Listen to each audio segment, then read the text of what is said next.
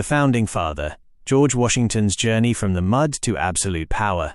On the 21st of February 1732, a child was born in a small, rustic plantation in Virginia.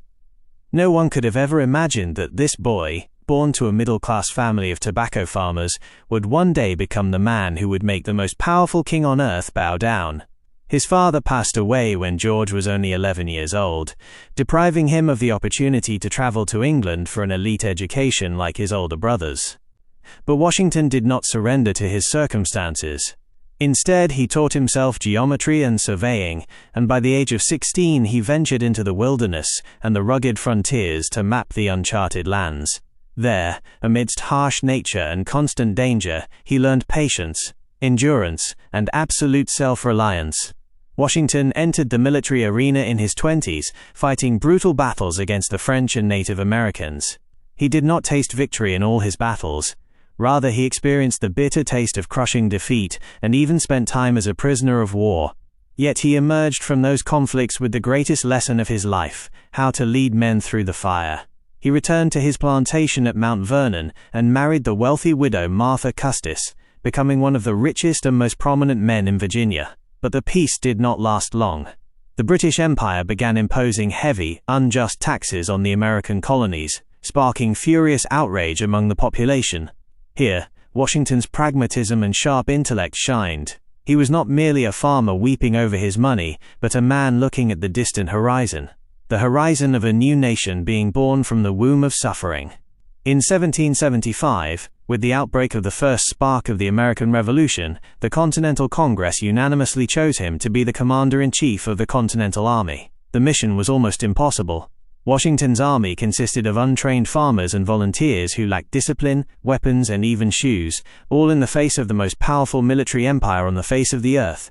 For long, grueling years, Washington faced consecutive defeats, the betrayal of those close to him, and the deadly winter at Valley Forge, where his soldiers died from starvation and the freezing cold. But his genius lay not in avoiding defeat, but in his extraordinary ability to keep his army alive and believing in the cause, until the decisive moment arrived at the Battle of Yorktown in 1781, where he besieged the British forces and forced them into total surrender. America won, and gained its independence.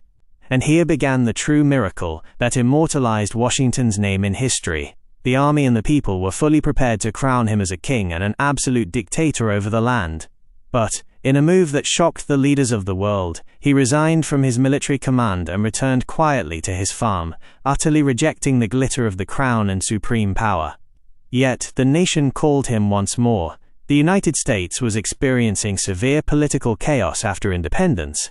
In 1789, the leaders gathered and drafted the new Constitution, and George Washington was unanimously elected to be the very first President of the United States of America.